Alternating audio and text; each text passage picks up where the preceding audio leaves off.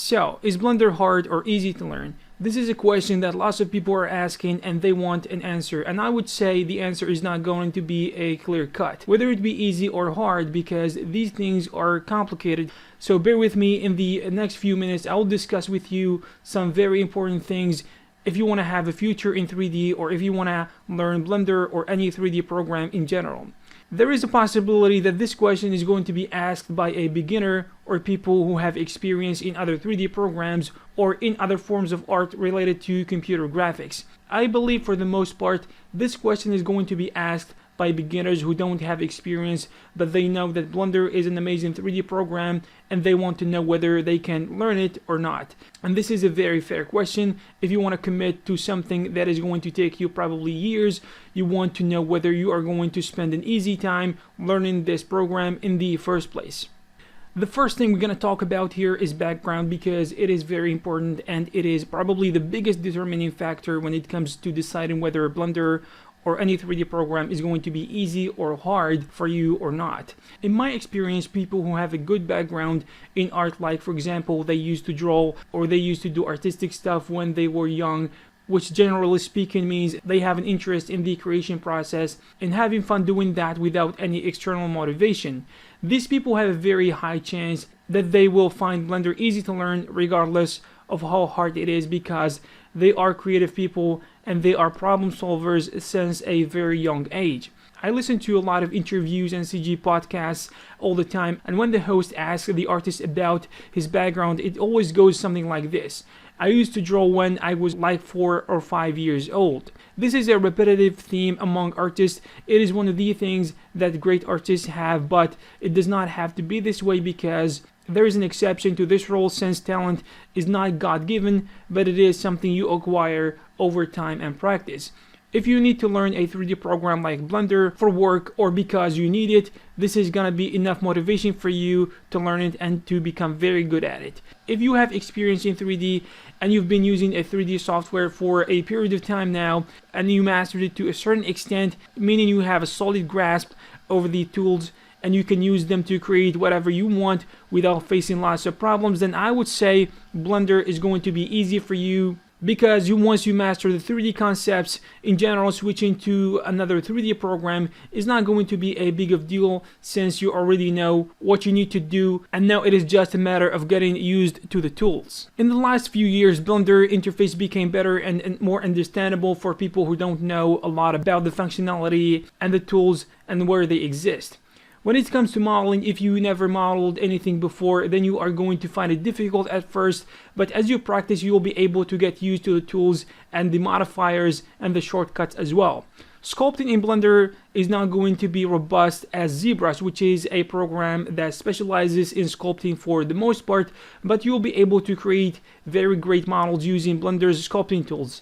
If you come from ZBrush, it will be very easy for you to use Blender for sculpting, but if you don't have that experience, then you have to put in the work to be able to use Blender's sculpting tools efficiently. UV unwrapping in Blender is very good. And for most people, especially beginners, UV unwrapping will be a new concept. It will be hard at first, but after working with few models, you will be able to get the gist of it, and later it will become easier with practice. Rigging and animation is not easy to learn with Blender or any 3D program, by the way, and you will have to put in the work in order to get good at it, but if you enjoy it, you will get there obviously. For dynamics and simulations, Blender has awesome tools, but you need to spend a good amount of time practicing in order to be good at creating simulations like fire, smoke, water, and so on, with a quality that is realistic and will impress other people.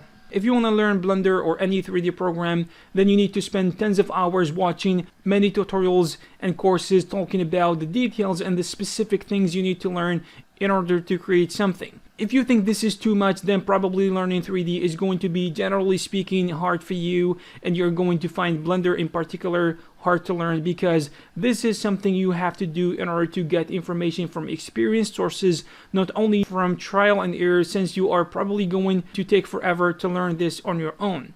Also, it will take you many years in order to master a 3D program, and you need to put this in perspective, because technically speaking, under 2 years, you are still a beginner or an intermediate student and you're not going to be seeing significant results.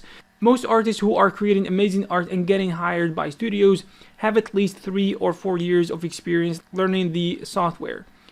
I'm saying this not to discourage you, but to put things in perspective and to be real. If you are a very fast learner, then probably you're going to be an exception, and probably you are going to be very good after 2 years or something, and it is going to be really great if you can do this. Also, a part of being a 3D artist is working for a very long time and very long hours to get things done. For example, if you create a scene in 3D, it will probably going to take you tens of hours, like 70 or 80 hours on one scene, which is a very normal thing.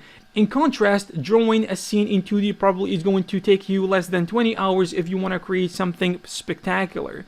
What I want to say here is that 3D work takes time. You need to expect some difficulty when it comes to the amount of time you're going to spend creating. That's why 3D artists work crazy long hours in VFX and game development studios, because it takes time to get these types of things done. And again, if you are not willing to spend many hours creating stuff, then probably 3D is going to be hard for you, even if you love it. Also, recreating stuff is part of 3D work. Sometimes you're going to be given work to do, and in the end of the day, you will be asked to start over because this is not what your employer expected or envisioned or wanted in the first place, or there was some miscommunication. Sometimes you will not be good enough and you will need to upgrade your skills by learning new tools to create the thing you want, at least with the quality you want it to be. There is one concept I want to talk about here, which is called the concept of mastery. This is very important to understand for anyone who wants to learn anything, so I am going to talk about it real quick here. So basically, there is a guy who wrote a book called Mastery, in which he breaks down the process and talks about the 4 archetypes, and you definitely fall into one of these archetypes as you try to learn 3D or Blender in this case. First, the dabbler is one of the most common archetypes. The dabbler's approach to learning 3D goes something like this. He tries to learn 3D for a month or so, and then he will tell himself that 3D is not going to be the thing for him, but 2D drawing is. So he jumps to it, and after a month or so, also the same thing happens, and he starts jumping to the next thing without learning anything. Second, the obsessive. The obsessive differs from the dabbler mainly in terms of the initial magnitude of the effort that is being put into a given subject. The obsessive approach to learning 3D will be like this.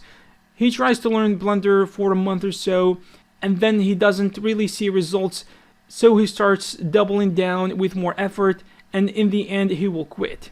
Third, the hacker. The hacker differs substantially from both the dabbler and the obsessive, however they are not masters.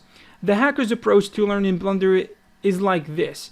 They try to learn Blender for a few months, they see results, but they don't push themselves to grow and become better. As a result, they will never be great at it.